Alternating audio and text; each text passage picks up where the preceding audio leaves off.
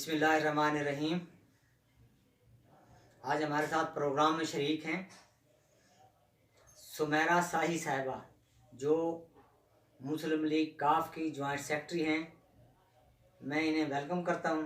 सुमेरा शाही साहब, अस्सलाम वालेकुम।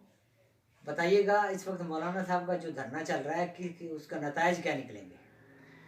उसके मनफी नताइज ही निकलेंगे, क्योंकि ये धरने वगैरह जो है हुकूमत की मईशत को बहुत कमज़ोर करते हैं। इसकी वजह से कारोबारी हालात तो पहले ही हमारे मुल्क के आप सब लोग जानते हैं बहुत ख़राब हैं।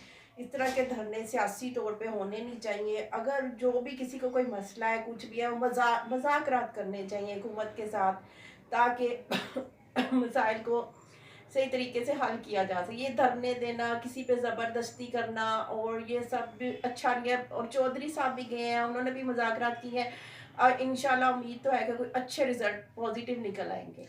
जी, पिछले दौर में इमरान खान साहब ने भी धरने दिए हुए थे, क्या वो भी गलत थे? जी, हम धरने की सियासत को पसंद ही नहीं करते। धरने नहीं होने चाहिए। बातचीत से मसाइल हल हो सकते हों तो बहुत अच्छी बात है। किसी भी हुकूमत के ऊपर ज़बरदस्ती करना, धरने देना, ये एक अच्छा इम्प्रेशन नहीं जाता और बाहर के मुल्कों में भी अच्छा इम्प्रेशन नहीं जाता। और दूसरा, मईशत, मुल्क की मईशत के पहले ही हालात बहुत ख़राब है, उसके ऊपर मईशत का बिल्कुल ख़राब हो जाती है।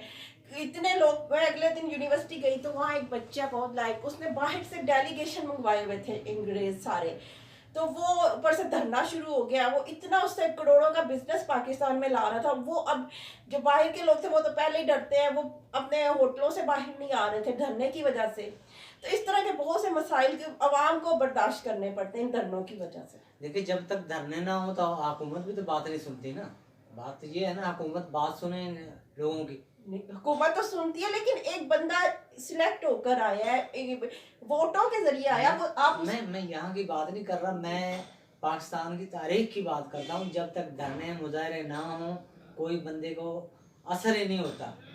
अगर कोई मामलात ऐसे हो जाएं, क्रिमिनल लेवल के हो जाएं, तो उस वक्त तक भी वो वहाँ क्रिमिनल एक्टिविटीज़ जो हैं उनको रोका नहीं जा सकता, जब तक वो धरने ना किए जाएं, मुजाहरे ना किए जाएं। ये हमारा कल्चर बन चुका है। लेकिन पॉजिटिव होने चाहिए ना। अगर किसी को कोई मसला है, जैसे ये डॉक्टर्स बाहर आए हैं, कोई भी किसी को, मैं तो डॉक्टर्स के अच्छा नहीं समझता इनके। नहीं, मैं एक मिसाल दे रही हूँ कि किसी को कोई मसला है तो वो वैसे ठीक है, एक मुजाहरा करे। ये क्या जबरदस्ती धरना के बाद रिजाइन दे ये चीज अब अच्छी नहीं है। जी, ये बात बिल्कुल ठीक है कि मौलाना साहब का जो रिजाइन मांगना वो गलत है, लेकिन धरना देना हमारी नज़र में ये ठीक है। धरना दें, मुजाहरे करें, क्योंकि हुकूमत को उस वक़्त तक, हुक्मरानों को उस वक़्त तक कोई बात समझ नहीं आती जब तक उनके मुकाबले में कोई धरना ना दे, उनके रोड पर लोग टायरों को आग न लगाएं। और वहाँ जब तक तो मीडिया को भी कवरेज के लिए होश नहीं आता, उस वक़्त तक आवाम परेशान होती रहती है। तो मैं अपील करता हूँ मौलाना साहब से, तो जनाब ये इस्तीफ़े वाला मामला रहने दें और अपने मसाइल जो हैं वो उजागर करें। आवाम को महंगाई से निजात दिलवाने के लिए, आवाम के उनके हकूक़ दिलाने के लिए आप धरने भी दें, मुजाहरे भी करें, हुकूमत से मुज़ाकरात भी करें। हुकूमत से इस्तीफ़े वाले मामले को आप जो डेडलॉक आपने बरकरार रखा हुआ है उस पर आप सोचें।